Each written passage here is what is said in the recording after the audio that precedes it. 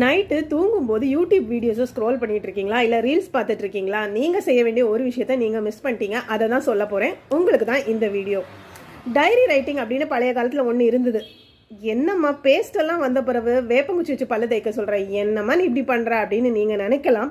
But நான் சொல்ல வந்தது டைரி ரைட்டிங்னா பழையபடி நீங்கள் டைரியெல்லாம் எடுத்து உங்கள் டேயை ட்ராக் பண்ணி எழுதுங்கன்னு சொல்லலை. நான் சொல்ல விரும்புகிறத நீங்கள் உங்கள் மொபைலில் நோட்ஸில் கூட போட்டுக்கலாம்.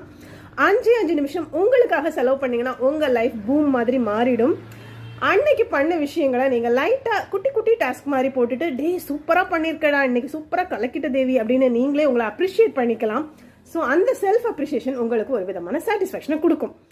நீங்கள் மிஸ் பண்ணதை அடுத்தது குட்டி குட்டி இதாக எழுதி வைக்கலாம். டாஸ்க் கட்டு உங்களுக்குன்னு ஒரு ஆசை இருக்கும், உங்களுக்குன்னு ஒரு கோல் இருக்கும், உங்களுக்குன்னு ஒரு அச்சீவ் பண்ணணும்னு நினைப்பீங்கல்ல.